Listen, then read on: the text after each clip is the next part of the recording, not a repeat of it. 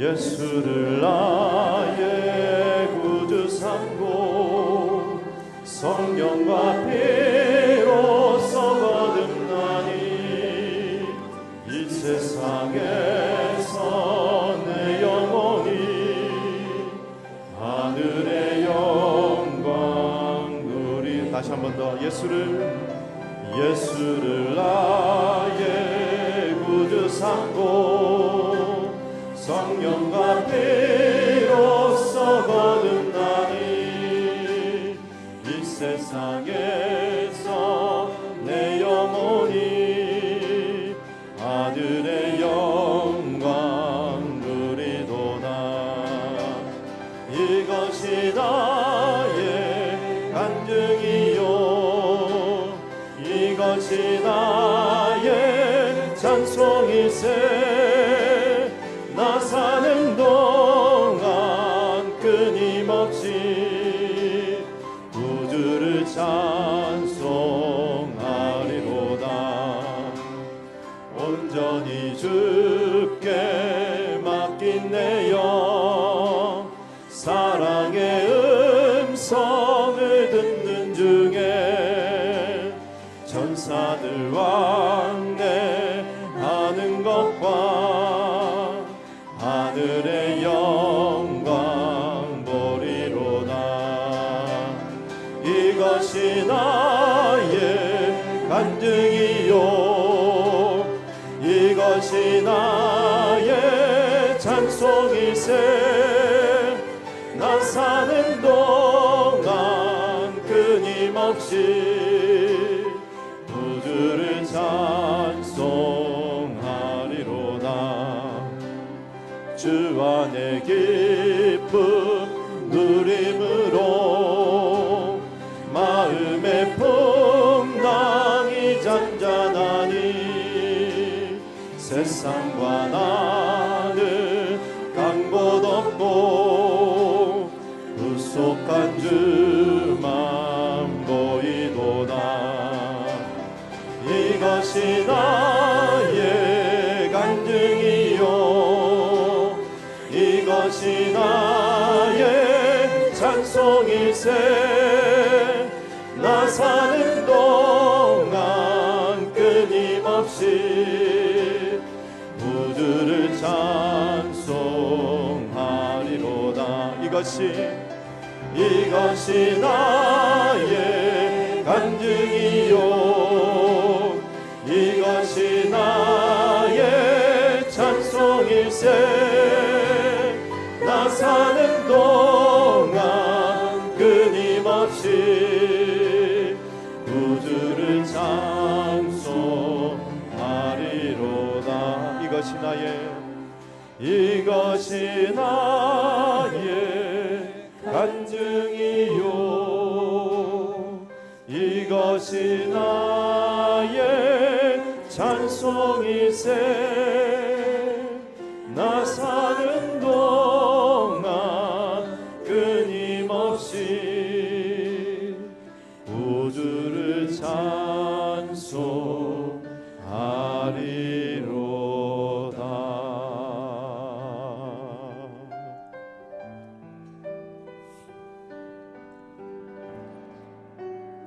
나의 자비로운 주여 나의 몸과 영혼을 주님 은혜로 다 채워주소서.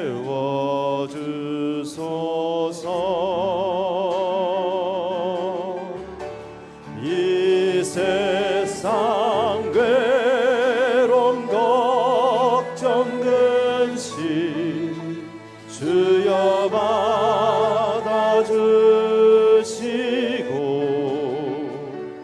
힘든 세상에서 인도하소서.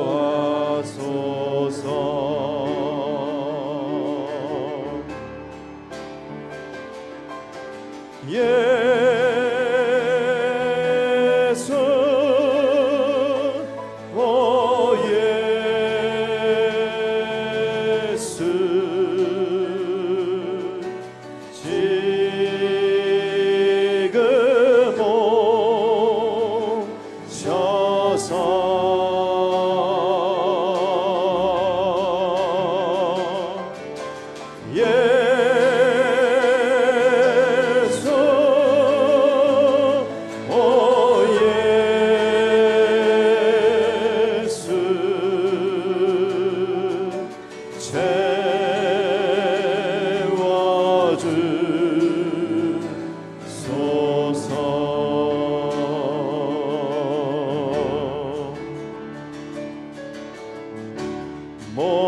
모여라 주께 찬양하라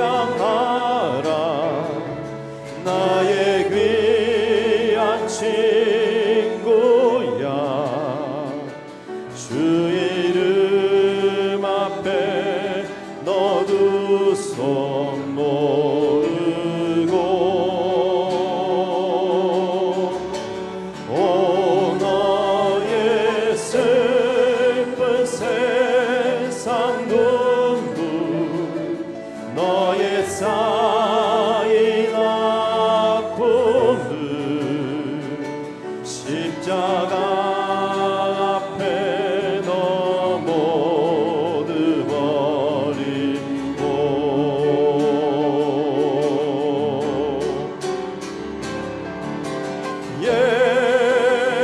예수 오 예수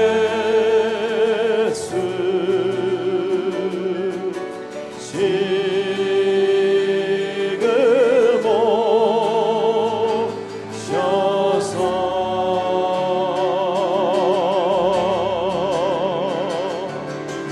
예수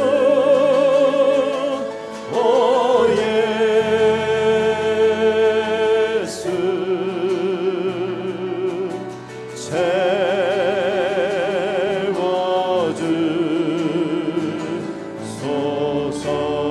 채워주소서 예수 오 예수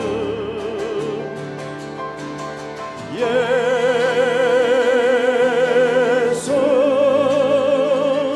오 예수 지금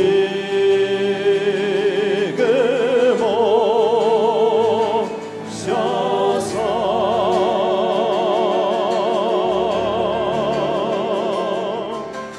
예수 오 예수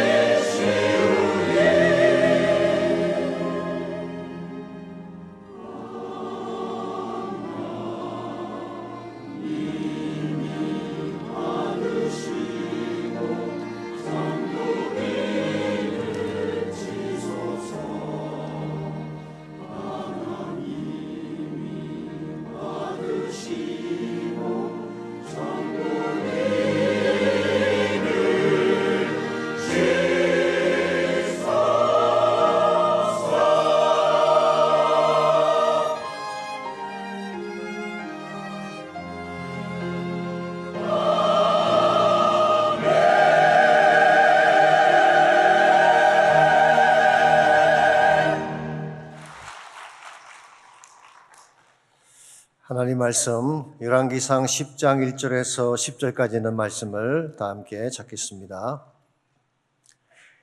열왕기상 10장 1절에서 10절까지를 한 절씩 교독하겠습니다.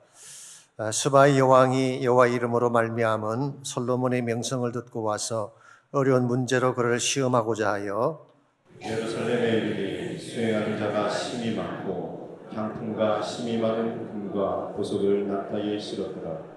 그가 솔로몬에게 나와 자기 마음에 있는 것을 다 말하되 솔로몬이 그가 묻는 말에 다 대답하였으니 왕이 알지 못하여 대답하지 못한 것이 하나도 없었더라. 스바의 여왕이 솔로몬의 모든 지혜와 그 건축한 왕궁과 그 상의 식물과 그의 신하들의 좌석과 그의 시종들이 시립한 것과 그들의 관복과 술관원들과 여호와의 성전에 올라가는 층계를 보고 크게 감동되어 왕께 말하되 내가 내 나라에서 당신의 일이라 당신의 지혜에 대하여 들은 소문이 사실이로다. 내가 그 말들을 믿지 아니하였더니 이제 와서 친히 본즉 내게 말한 것은 절반도 못 되니 당신의 지혜와 복이 내가 들은 소문보다 더하도다. 복되도다 당신의 사람들이여 복되도다 당신의 이 신하들이여 항상 당신 앞에 서서 당신의 지혜를 들으리로다. 당신의 하나님 여호와를 송축할지로다. 여호와께서 당신을 기뻐하사 이스라엘 왕위에 올리셨고 여호와께서 영원히 이스라엘을 사랑하심으로 당신을 세워 왕으로 삼아 정의와 공의를 행하게 하셨도다 하고 이에 그가 금 120달란트와 심이 많은 향품과 보석을 왕에게 드렸으니 스바이 왕이 솔로몬 왕에게 드린 것처럼 많은 향품이 다시 오지 아니하였더라. 아멘. 일반적으로 사람들은 자신이 기대했던 것보다 못한 결과가 나오면 실망을 합니다. 예컨대 운동선수의 경우 굉장한 선수라고 해서 많은 돈을 주고 영입을 했는데 막상 뚜껑을 열어보니 별 볼 일 없는 평범한 선수일 때 관중들은 실망을 합니다. 만병통치약이라고 비싼 돈을 주고 구입을 했는데 실제로 먹어보니 아무 효과가 없는 밀가루 반죽에 불과할 때 우리는 실망을 하죠. 화려하게 포장한 선물을 받고 기뻐했는데 막상 열어보니 기대했던 선물이 아닐 때 실망을 합니다. 언젠가 제가 아틀란타 조지아에 있는 우리 서던 배프티스트 우리 본부를 방문을 했다가 그 당시 총재로 계시던 프랭크 페이지 박사님을 만난 적이 있습니다. 이분이 그때 이런 이야기를 해주셨어요. 먹였던 나이가 많이 드신 할머니 한 분이 성탄이 가까워오자 손자들에게 선물을 하고 싶었습니다. 예전 같으면 직접 쇼핑을 해서 선물을 사고 포장도 해서 주었을 텐데 나이도 많고 거동이 불편해서 그냥 100불짜리 체크 한 장을 꺼내서 카드에 넣어주기로 했습니다. 그래서 카드에 이렇게 적었습니다. Merry Christmas, I love you so much. 그리고 그 밑에 선물은 너희들이 알아서 사거라. Buy your own present yourself. 이렇게 적었어요. 이렇게 카드를 써서 손자들에게 메일을 한 후에 한 달 정도 시간이 지난 어느 날 우연히 자기 책상을 정리하다가 깜짝 놀랄 일을 발견하게 됩니다. 카드에 넣어서 보낸 줄 알았던 체크가 책상 안에 그대로 있는 것입니다. 깜빡하고 체크 넣는 것을 잊어버렸어요. 카드를 받았던 손자들이 뭐라고 생각했겠어요? 선물 살 돈은 넣지 않고 I love you so much. 선물은 너희들이 알아서 사려무나. 굉장히 실망을 했을 것입니다. 사실 여러분과 저와 같은 일을 할 때가 많이 있지 않습니까? 사랑이라는 포장은 했지만 실상은 알맹이가 없는 껍데기 사랑을 실천할 때가 많습니다. 믿음에 대해 말은 많이 하는데 막상 상황이 닥치면 믿지 않는 사람과 똑같이 행동함으로써 실망을 안겨주는 경우가 있죠. 세상 사람들은 크리스찬인 여러분과 저에게 기대를 가지고 보고 있는데 기대에 맞지 아니하면 실망을 하는 것입니다. 우리는 크리스찬이라는 이름을 가지고 세상 속에 살아가고 있습니다. 그러므로 우리가 원하든 원하지 않든 우리의 모든 것은 세상 사람들의 주목을 받을 수밖에 없습니다. 보지 않는 것 같고 관심이 없는 것처럼 보이지만 그들은 항상 우리를 와치하고 결국은 우리를 평가를 하는 것입니다. 문제는 우리의 삶이 크리스찬답지 못할 때에 문제가 생기는 것입니다. 분명히 이름은 크리스찬인데 크리스찬답지 못하다면 우리를 통해 하나님의 영광이 땅에 떨어지는 것입니다. 아신 대로 크리스찬이라고 하는 이름 속에는 그리스도라고 하는 이름이 들어 있습니다.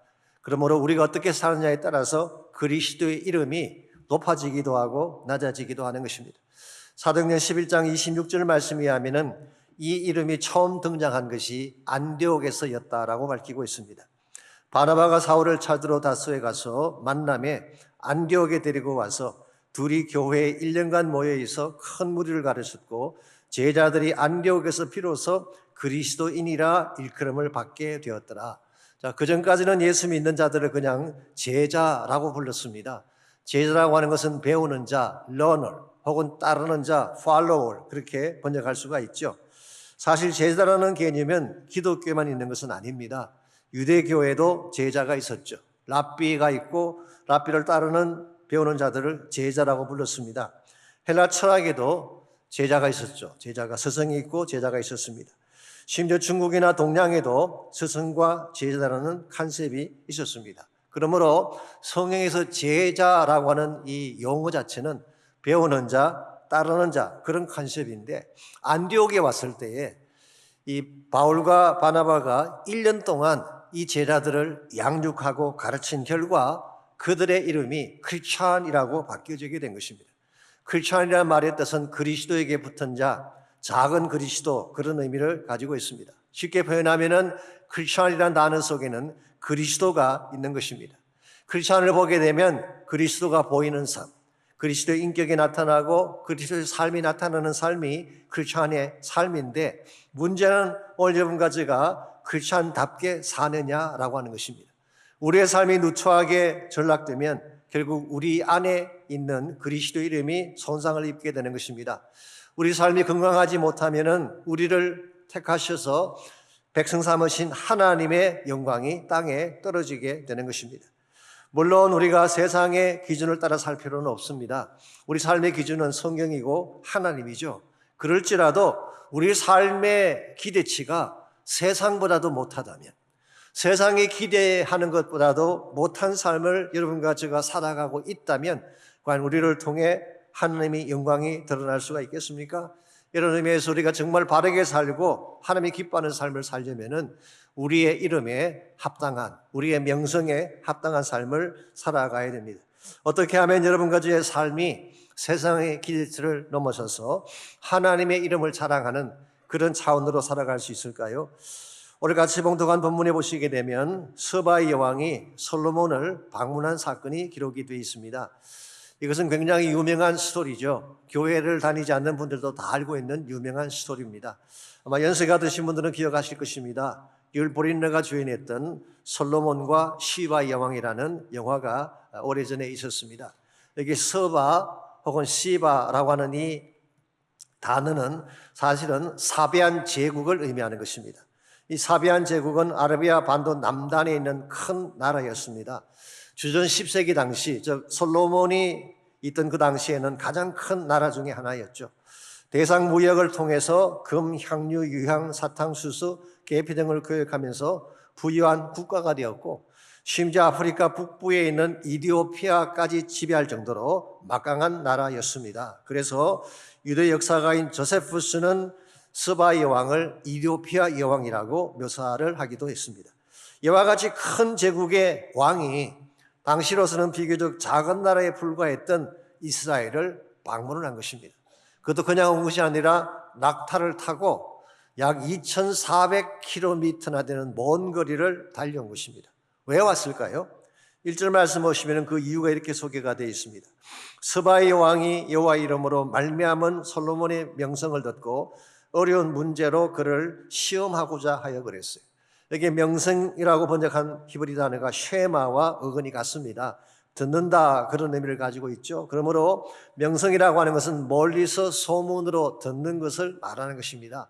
참 좋다더라, 기가 막힌데, 이와 같은 표현들이 다 명성에 해당하는 것이죠. 소문에 해당하는 것입니다. 그런데 스바의 왕은 멀리서 듣는 것만으로 만족하지 못하고 직접 와서 솔로몬을 테스트하기를 원했습니다. 그래서 2절을 보시면 예루살렘에 이르니 수행하는 자가 심히 많고 향품과 심히 많은 금과 보석을 낙타에 실었더라. 그가 솔로몬에게 나와 자기 마음에 있는 것을 다 말하며 그랬어요. 낙타에 엄청난 보석과 황금을 싣고 수많은 수행원들을 거느리고 예루살렘까지 왔습니다. NIV 성경은 이것을 캐러반이라고 번역을 했습니다. 캐러반 하면 다치 캐러반, 자동차 이름을 기억하실지 모르지만 이 말은 사막을 지나가는 긴 낙타의 행렬을 말하는 것입니다. 어떤 성경학자는 800마리의 낙타가 동원되었다, 그렇게 설명하기도 합니다만 어쨌든 간에 엄청난 규모의 행렬을 이끌고 예루살렘으로 온 것입니다. 그리고 솔로몬에게 자기 마음에 있는 것을 다 말했다. 이 말의 뜻은 자기 마음에 품고 왔던 질문들을 다 쏟아냈다는 뜻입니다. 이 질문 속에는 아라비아 사람들이 잘 아는 수수께끼, riddles 들어있을 것이고 난해한 문제들, 퍼즐 같은 문제들이 포함되어 있을 것입니다. 이것만은 모를 거야 라고 하는 어려운 난제들을 다 동원한 것입니다. 그러나 스바 여왕은 여기서 단순히 솔로몬의 언어적 유희나 재치만을 시험하려고 했던 것은 아닙니다. 그가 지금까지 가슴에 품고 왔던 수많은 인생의 문제들, 이 문제를 다 토해냄으로써 참된 해답을 얻고자 했던 것 같습니다. 그래서 The Message Bible은 이렇게 번역을 해놓았어요. Emptying her heart to him. 그 마음 속에 있는, 그의 가슴 속에 있는 모든 것을 다 비워내어서 솔로몬 앞에 다 비워내어서 표현했다, 그렇게 적고 있습니다. 이와 같이 전심을 다 쏟아서 솔로몬의 지혜를 테스트를 했는데, 만일 여기서 솔로몬이 버벅거린다든가 제대로 답변을 못했다면 아마 그의 명성은 뻥이 되고 말았을 것입니다. 근데 참 다행스럽게도 삶들을 보니까 솔로몬이 그가 묻는 말에 다 대답하였으니 왕이 알지 못하여 대답하지 못한 것이 하나도 없었더라. 다행스럽게도 솔로몬이 막힘없이 다 대답을 한 것입니다. 이유는 알지 못하는 것이 하나도 없었기 때문에. 그때 4절과 5절을 보시면은 스바의 왕이 솔로몬의 모든 지혜와 또 솔로몬이 이룩했던 왕궁의 모든 것들을 바라본 후에 큰 감동을 받았다, 그렇게 기록합니다. 여기 크게 감동되었다는 말은 충격을 받을 정도로 압도당한 것을 의미하는 것입니다.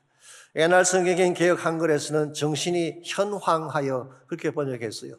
요즘 말로 표현하면 뿅 갔다, 그런 의미입니다. 표준세 번역에서는 넋을 잃었다라고 번역을 했고, 영어 성경에서는 breathless 혹은 overwhelmed, 그냥 숨이 막힐 정도로 압도를 당한, 이것은 마치 그랜드 캐니언을 처음 방문했을 때 그 거대한 대자연의 웅장함 앞에 압도당하는 것과 똑같은, 솔로몬의 지혜와 찬란한 업적 앞에 스바 여왕이 이렇게 압도를 당한 것입니다. 그리고 7절에서 이렇게 고백합니다. 내가 그 말들을 믿지 아니하였더니 이제 와서 친히 본즉 내게 말한 것은 절반도 못 되니 당신의 지혜와 복이 내가 들은 소문보다 더하도다. Far exceeded what I heard. 내가 지금까지 들었던 소문보다도 직접 와서 보니까 그보다 훨씬 더 초월했다, 앞섰다, 그렇게 고백을 한 것입니다. 그리고 9절에서 하나님을 찬송하기 시작했습니다. 당신의 하나님 여호와를 찬송할지로다. 여러분, 얼마나 귀한 일입니까? 이방인의 입술을 통해서, 그 먼 거리를 달려온 이방 여왕의 입술을 통해서 하나님을 송축하고 찬양하는 그런 고백이 나온 것입니다. 이 모든 것이 무엇을 통해 이루어진 것일까요? 솔로몬의 명성이 확인되자 결과적으로 하나님의 이름이 찬송을 받게 된 거예요. 여러분, 그저의 삶이 바르게 되면 우리의 삶이 세상 사람들이 보기에도 아름답고 존귀해 보이면은 누가 영광을 받을까요? 하나님이 영광을 받으시는 거예요. 우리가 시시하게 살면 하나님이 시시한 존재가 되고 마는 것입니다. 우리가 겨우겨우 살게 되면 하나님이 구차한 하나님으로 전락하게 되는 것입니다. 그런데 만일 우리의 삶이 세상의 기대치를 초월해서 far exceed, 그것을 훨씬 초월해서 살게 되면 하나님의 명성이 높아지게 되고 그분의 이름이 땅끝까지 펼쳐지게 되는 것입니다. 이런 면에서 오늘 우리의 삶은 과연 하나님의 영광에 합당한가, 그리스도인이라고 하는 명성에 합당한가 점검할 필요가 있습니다. 어떻게 하면 여러분과 저의 삶이 세상의 기대치를 넘어서서 하나님의 영광을 높이며 살아갈 수 있을지, 오늘 본문에 소개된 스바 여왕의 케이스를 통해서 세상의 기대치를 넘어서 하나님의 영광에 합당하게 사는 몇 가지 비결을 함께 정리해 보려고 합니다.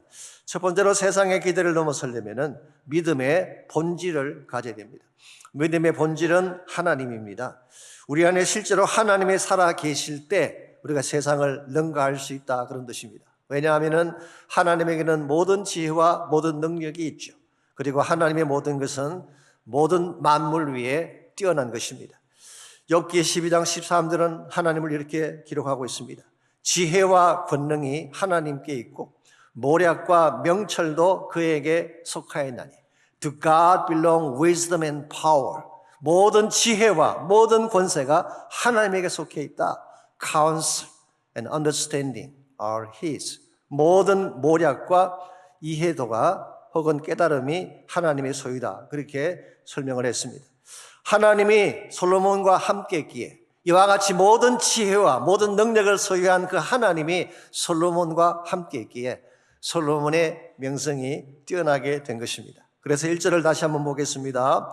여호와의 이름으로 말미암은 솔로몬의 명성이라고 했어요. 여기 보시면은 솔로몬이 명성 갖게 된 근본 이유를 잘 소개하고 있죠. RSV 영어 성경은 그렇게 번역해 놓았어요. Due to the name of the Lord. 여호와의 이름 탓에. 그러므로 솔로몬이 탁월한 존재가 된 이유, 솔로몬이 지혜가 뛰어난 왕이 된 근본 이유가 누구 때문이라는 것입니까? 여호와의 이름 때문이다. 여호와께서 함께 하시기 때문이다. 그렇게 설명하고 있습니다. 실제로 열왕기상 3장 12절 13절을 보면은 하나님이 1,000번째를 들은 후에 솔로몬에게 나타나셔서 주신 아름다운 약속이 있죠. 내가 너에게 지혜롭고 총명한 마음을 주노니 내가 또 구하지 아니한 부귀와 영광도 너에게 주노니. 한마디로 요약하면 솔로몬에게 속한 모든 지혜가, 솔로몬이 누렸던 모든 영광과 부요함이 누구로부터 온 것이라는 것입니까? 하나님으로부터 왔다는 거예요.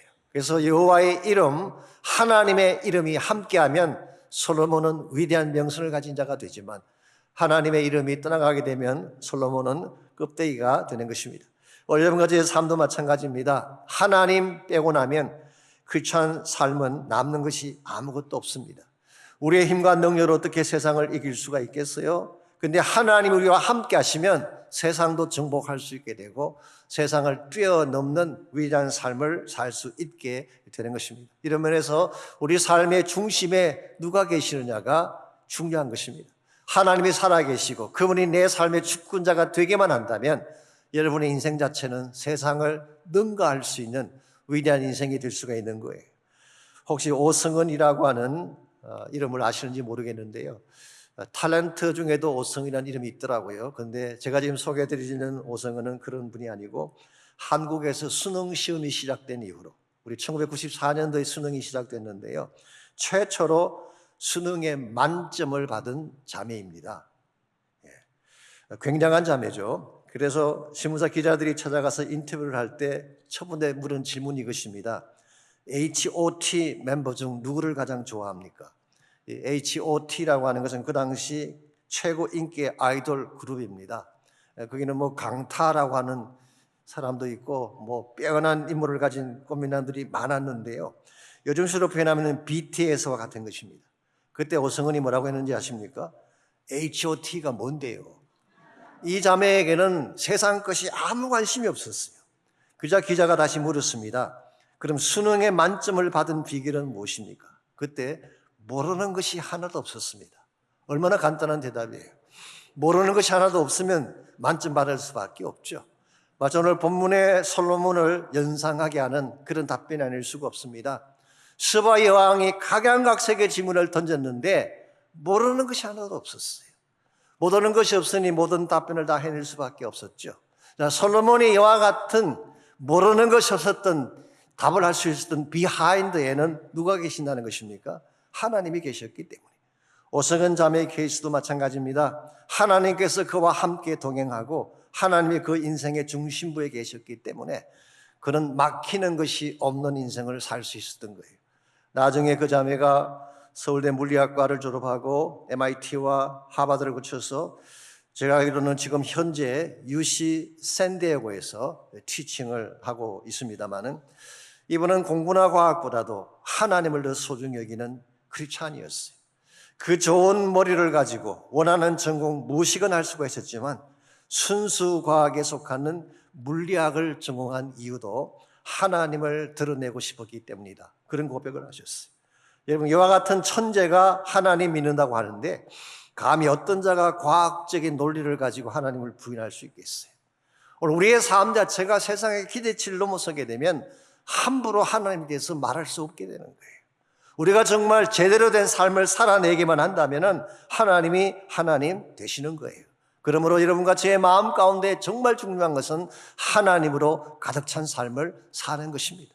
다른 것은 가지지 못했다고 할지라도, 다른 것은 소유하지 못했다고 할지라도 하나님이 내 삶의 중심에 살아 계시기만 한다면 여러분 탁월한 인생을 살아갈 수가 있게 되고 세상을 넘어서게 되는 것입니다. 두 번째로 세상의 기대를 넘어서려면 믿음의 실체를 보여주어야 됩니다. 우리가 바로 살면은 믿음의 본질인 하나님 우리 안에 임재하셔야 되지만 또 한 가지 중요한 것은 그 하나님이 살아계신 증거를 삶을 통해 보여주어야 된다, 그런 뜻입니다. 6절 말씀 보시면은 스바의 왕이 솔로몬에 대해서 두 가지를 언급하죠. 당신의 행위와 당신의 지혜에 대해 들은 소문이 사실이로다. 단순히 당신의 지혜, your wisdom, 이것만 들은 것이 아니라 all you have done, 당신이 행한 모든 것을 내가 다 들어보니까 이건 내가 기대한 것보다 훨씬 뛰어났다, 그런 뜻입니다. 여러분, 지혜라고 하는 것은 아는 것과 상관이 있죠. 인생의 길을 알고 삶의 길을 알고 바른 길을 아는 것이 지혜라고 할 수가 있습니다. 그러므로 우리가 무엇을 안다고 하는 것은 지혜와 관련이 있는 것입니다. 그런데 무엇을 안다고 하는 것과 그것을 통해서 무엇인가를 성취하는 것은 다른 것입니다. 일반적으로 대학에서 가르치는 교수님들이 아는 것이 많죠. 그런데 이분들이 지식적으로 많이 하신다고 해서 꼭 사회에 큰 공헌을 하는 것은 아닙니다. 비근한 해로 가끔 그 집권자들이 교수를 장관으로 임명하는 경우가 있잖아요. 경제의 책임자로 세우는 경우도 있습니다. 그때 항상 잘 되던가요? 이 강의실에서 강의할 때는 퍼펙트하게 강의를 하는데 이론상으로는 완벽한 것처럼 보이는데 실제로 현장에서는 열매를 맺지 못하는 경우가 흔히 있죠. 즉 이론만으로 안 되기 때문에 그런 것입니다. 오늘 본문의 솔로몬의 경우는 다릅니다. 그에게는 모든 것을 아는 지혜가 있을 뿐만 아니라 실제적으로 많은 업적과 열매들을 남겨놓았어요. 이게 중요한 것입니다. 우리가 많이 알더라도 아무리 지적으로 충만하다고 하더라도 실제 삶 가운데 그것을 나타내 보일 수가 없다면, 행함을 통해 하나님을 보여줄 수가 없다면 우리 가지고 있는 것은 큰 가치가 없는 것입니다. 흔히 많은 분들이 오해하는 것 중에 하나가 우리가 믿음으로 구원받는다, 믿음이면 충분하다라고 이야기를 많이 하죠. 물론 그 말씀이 맞습니다. 우리가 구원받는 데는 믿음 외에 다른 것이 필요가 없습니다. 100% 믿음으로 하나님의 은혜로 구원받는 것입니다. 그런데 크리스찬이 된 이후에도 믿음만 강조하면 괜찮을까요? 삶의 열매는 하나도 없이 믿음으로 구원받았으니까, 마치 내가 구원받은 사건이 라이센스를 딴 것처럼, 자격증을 딴 것처럼 구원받았으니 됐다라고 한다면 과연 그와 같은 삶이 바른 삶일까요? 결코 바른 삶이 아니죠. 내가 정말 예수를 믿었다면 믿음의 증거들이 나타나기 시작해야 돼요. 내 삶을 통해 그 열매가 나타나야 되는 것입니다. 그래야지 우리를 통해 하나님의 영광이 회복이 되는 거예요. 언젠가 손봉구 박사님이 이런 말씀하는 걸 들은 적이 있습니다. 1 더하기 2가 3이라 라고 하는 이 말은요, 누가 그 말을 해도 다 믿는데요. 그렇잖아요. 1 더하기 2가 3이라는 것을 5살짜리 아이가 이야기해도 다 믿어요. 그건 별로 어려운 난제가 아닙니다. 확실한 거니까. 그런데 만일에 삼위일체 하나님에 대해서 말을 한다면, 하나님 우리를 사랑하시고 우리를 고치시고 우리와 동행하신다, 이런 이야기를 하면 모든 사람들이 그냥 다 믿을까요? 일반적으로는 잘 믿지 않습니다. 왜냐하면 그 눈에 보이지 않는 하나님이기 때문에. 그래서 우리의 삶이 중요한 것입니다. 하나님의 사랑에 대해서 우리가 말만 해가지고는 설득력이 없어요. 사랑의 삶을 보여줄 때 사람들이 감동받기 시작하는 것입니다. 진리에 대해서 아무리 설을 잘 풀어도 그것만으로는 충분하지 않습니다. 진실된 삶을 보여줘야 돼요. 우리가 믿음에 관해서 아무리 많은 말을 해도 내 삶에 나타난 기적적인 믿음의 증거들을 보여주지 아니하면 사람들은 하나님을 믿으려고 하지 않습니다. 그러므로 우리가 보여주는 삶의 실체, 삶의 열매가 대단히 중요한 것입니다. 그래서 여러분이 정말 바르게 살고 바른 열매를 가지고 살아간다면 여러분이 하나님을 전했을 때에 이런 반응이 나옵니다. 논리적으로는 내가 도저히 받아들일 수가 없겠지만 당신이 하는 말이라면 사실일 거야. 그러고 받는 거예요. 여러분의 삶 자체가 하나님을 하나님 되게 만든다는 거예요. 반대의 케이스도 있죠. 당신의 말이라면 콩으로 메주를 쓴다고 해도 못 믿겠어. 이런 분이 하나님 전하면 믿을까요? 안 믿을까요? 안 믿게 되죠. 우리의 삶 자체가 이 정도로 중요한 것입니다. 우리가 정말 예수를 믿는다면 믿음의 증거가 있어야 되고 믿음의 실체가 나타나야지 하나님의 기쁨이 되는 것입니다. 그래서 야고보서 2장 15절에서 19절은 이렇게 기록하고 있습니다. 우리의 믿음만을 강조하는 삶을 책망하면서 믿음의 열매인 행위가 얼마나 중요한 것인가를 강조하며 이렇게 말씀하고 있습니다. 만일 형제나 자매가 헐벗고 일용할 양식이 없는데 너희 중에 누구든지 그에게 이르되 평안히 가라, 덥게 하라, 배부르게 하라 하며 그 몸에 설 것을 주지 아니하면 무슨 유익이 있겠느냐. 배고픈 자에게는 먹을 걸 줘야지. 추운 자에게는 입을 옷을 줘야지. 그것은 주지 아니하고 그냥 말만 하는 경우에는 아무런 의미가 없다는 거예요. 이와 같이 행함이 없는 믿으면 그 자체가 죽은 것이라. 그리고 19절에서 이렇게 말씀합니다. 내가 하나님은 한 분이신 줄 믿느냐? 잘 아는도다. 귀신들도 믿고 뜨느니라. 행함이 없는 믿음은 그 자체가 의미가 없고 죽었을 뿐만 아니라 그런 차원의 삶이라면 귀신들도 살아낼 수 있다. 그런 이야기예요. 얼마나 충격적인 그런 표현입니까? 오늘 여러분과 제가 세상의 기대를 넘어서려면 믿는 자가 아니면 보여줄 수 없는 믿음의 열매를 보여주셔야 됩니다. 그때 세상 사람들은 우리 안에 살아계시는 하나님을 인정하게 되고 결과적으로 하나님의 이름이 높아지게 되는 것입니다. 마지막 세 번째로 우리가 세상의 기대를 넘어서려면 믿음의 헌신을 드릴 수 있어야 됩니다. 우리가 세상을 능가하려면 1차적으로는 믿음의 본질인 하나님을 가져야 되겠죠. 하나님으로 충만해야 되겠죠. 두 번째는 말로만 하는 삶이 아니라 실천을 통해, 증거를 통해 하나님을 나타내야 됩니다. 그리고 정말 내가 하나님의 사람답게 살기로 한다면 믿음으로 헌신하는 삶이 있어야지 하나님이 기뻐하는 일들을 감당할 수가 있는 것입니다. 우리가 건강하고 바른 크리스찬 삶을 산다고 하는 말은 세상에 좋은 영향을 끼치고 가치 있는 공헌을 하며 사는 것을 의미합니다. 그렇게 하려면 우리가 무엇인가를 드리는 헌신이 필요하죠.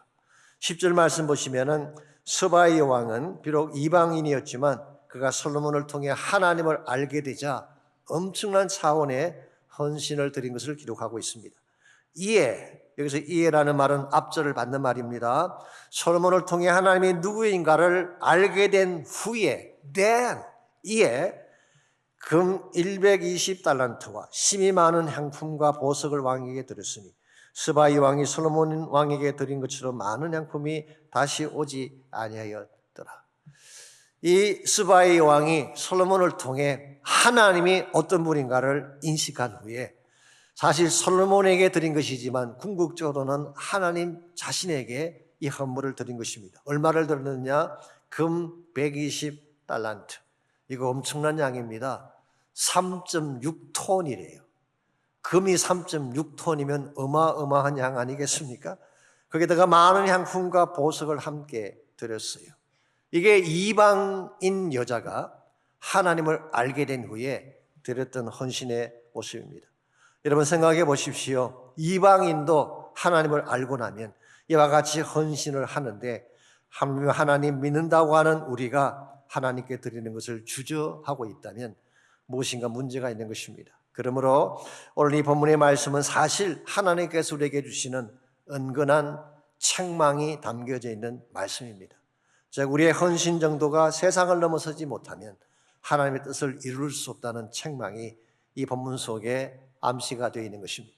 실제로 마태복음 12장 42절을 보시면 예수님께서 이 본문을 인용하시면서 이렇게 말씀하고 계십니다. 마지막 때에 남방 여왕이 일어나서 이 세대 사람들을 정죄하리라. 주님께서 말씀하신 남방의 여왕은 오늘 본문에 등장하는 서바의 여왕을 말하는 것입니다. 그런데 마지막 시대가 되면 이 남방의 여왕이 일어나서 이 시대를 사는 크리스찬들을 정죄할 것이라고 말씀하고 있습니다. 아마도 예수님 당시를 가지고 이야기한다면 그 당시 유대인들이 자칭 하나님을 잘 믿는다고 이야기했잖아요. 자칭 지혜의 말씀을 따라 산다고 생각하는 사람들이었는데 예수님의 지적은 이것입니다. 스바의 왕은 그 먼 거리를 달려와서 지혜를 듣고 하나님을 깨달았는데 너희들은 너희 눈앞에 지혜의 본체이신 하나님의 아들이신 그리스도가 계신데도 그것을 알아보지 못하느냐라고 하는 책망의 말씀을 던진 것입니다. 동시에 이 말씀은 마지막 시대를 사는 여러분과 저를 향한 도전의 말씀이기도 합니다. 저는 세 가지 측면에서 남방의 여왕이 여러분과 제 삶의 평가의 기준이 된다고 생각합니다. 첫 번째가 갈구함에 있어서 그녀는 지혜의 말씀을 듣기 위해 2400km를 달려왔습니다. 우리에게도 이와 같은 차원의 갈망이 있나요? 하나님의 말씀을 듣기 위해 하나님을 예배하기 위해 모든 것을 다 제쳐놓고 먼 거리를 달려왔던 영적인 갈망, 그것이 우리에게도 있는가라고 하는 질문입니다. 두 번째는 영적인 안목이 있어서 이 여자는 솔로몬의 행적만 보고도 그 뒤에서 일하시는 하나님을 보았는데 우리는 하나님 말씀을 듣고 그분이 행하시는 기적을 보고도 하나님을 인정하지 않을 때가 많지 않습니까? 우리 영적인 안목이 감겨져 있어서 그런 것입니다. 세 번째로 드림의 헌신에 있어서 이 스바의 왕은 자신이 가지고 온 모든 것을 다 하나님께 드리고 떠나갔습니다. 즉 하나님의 하나님 되심에 대한 합당한 헌신을 드렸다, 그렇게 말할 수가 있습니다. 만약 여러분과 저의 헌신의 수준이 이 이방인의 수준보다도 못하다고 한다면 어떻게 우리를 통해 하나님의 명성이 펼쳐져 나가고 어떻게 우리를 통해 하나님 나라를 세울 수가 있겠습니까? 이런 의미에서 우리가 정말 예수님 만났고 하나님의 자녀가 된 것이 분명하다면, 우리 이름 속에 크라이스트가 들어와 있는 것이 분명하다면 이제는 누리려고만 해서는 안 됩니다. 드릴 수 있어야 돼요. 바른 목적, 선한 목적을 위해 나의 소중한 것을 드릴 수 있을 때 우리의 삶이 정말 크리스찬다워질 수가 있게 되고 우리 때문에 하나님의 이름이 높아지게 되는 것입니다. 흔히 심리학에서 기쁨을 느끼는 데는 두 가지 유형이 있다고 합니다. 첫 번째 유형이 소유 욕구가 충족이 될 때, 즉 소유가 늘어날 때마다 기쁨을 누리는 케이스죠. 이런 사람들은 은행의 잔고가 늘어나고 연봉이 높아지면 행복을 느낍니다. 그래서 더 많이 가질수록 행복해지는 케이스죠. 여기는 한 가지 문제가 있습니다. 우리 소유에 대한 욕구라고 하는 것은 끝이 없어요. 가지면 더 가져야 돼. 어느 정도 위치까지 올라가면 만족을 해야 되는데 더 높은 자리로 올라가려고 하는 것이 소유욕이라고 하는 것입니다. 그러므로 소유를 통해, 소유의 욕구를 통해 기쁨을 누린다고 하는 것은 실제로는 불가능하죠. 두 번째 케이스가 기여 욕구가 충족될 때 느끼는 기쁨, 무엇인가 기여하고 들었을 때 느끼는 기쁨을 말하는 것입니다. 이런 사람은 나눌수록 기쁨이 커집니다. 베풀수록 행복 지수가 높아지는 거죠.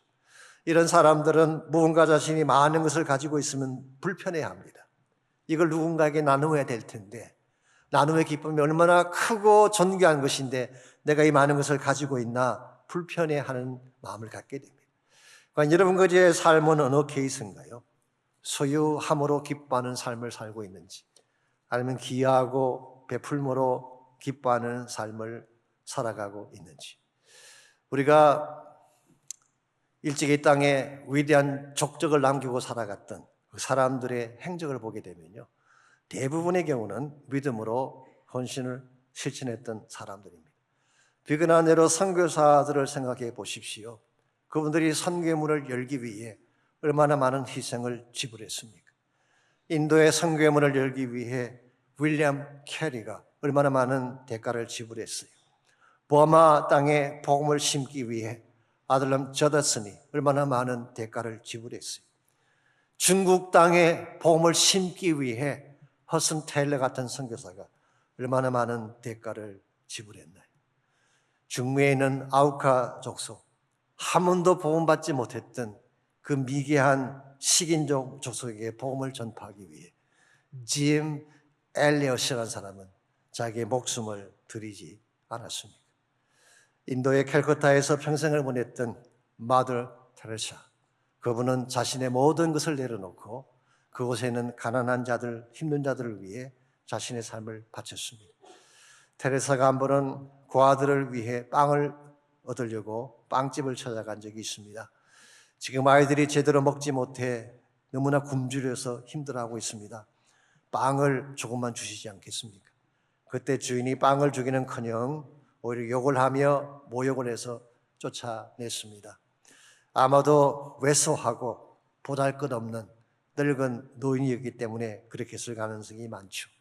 그때 테레사는 다시 한번 사정을 합니다. 혹시라도 남은 빵이 있으면 조금만 주시면 안 될까요? 이것을 곁에서 보고 있던 테레사를 동행했던 봉사자가 참다 못해 울컥이며 다음과 같은 말을 했습니다. 수녀님은 자존심도 없습니까? 어떻게 이런 수모를 당해가며 빵을 구하고 계시는 것입니까? 그때 테레사가 했던 유명한 말이 남아 있습니다.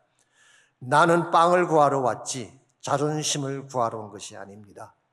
굶주림에 울고 있는 아이들을 위해서라면 그 무엇도 나에게는 희생이 아닙니다. 얼마나 위대하고 숭고한 삶의 자세입니까? 이와 같은 자세로 삶을 살게 되면 세상에 함부로 뭐라고 할 수가 없어요. 함부로 우리에 대해서 이렇다 저렇다 말할 수가 없는 것입니다. 이미 그들의 기대를 넘어섰기 때문에. 우린 가끔 세상이 기독교에 대해서 불편한 말을 하고 핫스타일한 그런 자세를 취한다고 해서 왜 그러냐, 너무 비판적이다, 편향적이다 그렇게 반박을 하지만요, 우리의 반박만으로 충분하지 않습니다. 삶을 통해 보여줘야 돼요. 이것이 사랑이다, 이것이 진실함이다, 이것이 정말 예수님께서 걸어가신 참된 십자가의 길이다 라고 하는 것을 삶을 통해 보여줄 때에 그렇게 아우성치던 세상 사람들의 보이스가 shut up 되어지고 하나님의 영광이 나타나게 되는 것입니다. 여러분, 크리스천이라는 이름 안에는 그리스도라고 하는 단어가 담겨져 있습니다. 우리가 신뢰를 잃어버리면 그리스도의 명성이 땅에 떨어지게 되는 것입니다. 그래서 사도 바울은 일평생 이런 고백으로 그런 인생을 달려갔어요. 빌립보서 1장 20절인데요. 살든지 죽든지 내 몸에서 그리스도가 존귀하게 되게 하려 하나니 Then my life will bring honor to Christ whether I live or die. 내가 살고 내가 죽는 것은 큰 이슈가 아닙니다. 내가 살든지 죽든지 그리스도에게 영광을 가져가게 할 수 있다면 If I will bring honor to Christ, 그리스도에게 영광을 가져가게 할 수만 있다면 나는 죽어도 좋고 살아도 좋다는 그런 자세로 평생을 달려갔어요. 그렇기 때문에 그는 기독교 역사상 가장 위대한 복음의 열매를 남길 수가 있었고 아름다운 이름을 남기고 이 땅을 떠나간 것입니다. 여러분과 저의 삶도 이와 같아야 된다고 생각을 합니다. 이와 같이 하나님의 이름을 높이고 주의 영광된 목적을 위해 살아가기를 정말 원한다면 여러분 안에 하나님이 살아계셔야 돼요. 살아계신 하나님 없이는 절대로 그런 삶을 추구할 수가 없습니다. 두 번째로 단순한 말이 아니라 믿음의 실체로 성부를 해야 합니다. 그래야 세상이 듣기 시작하는 거예요. 세 번째로 기꺼이 나의 소중한 것을 내어드림으로 선한 영향을 남기며 살아가야지 하나님이 기뻐하는 영광된 역사들이 일어나게 되는 것입니다. 물론 우리의 힘만으로는 되지 않습니다. 우리의 노력만으로는 되지 않습니다. 그러나 만일 우리 안에 성령께서 임재하시고 주님의 선한 능력이 우리를 감사하시게 된다면 우리는 세상이 보란 듯이 바르게, 곧게, 영광스럽게 살아갈 수가 있습니다. 주 선한 능력으로 안으시네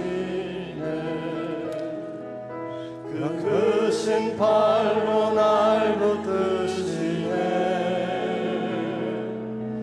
절망 속에도 흔들리지 않고 사랑하는 주 얼굴 보아니 선한 능력으로 일어서리 주만을 제하니 믿음으로 우리 고대 안에 주 오실 그날 영광의 새날을 맞이하리. 우리 다 일어나셔서 2절 함께 찬양합니다. 이전의 괴로움 날 애워싸고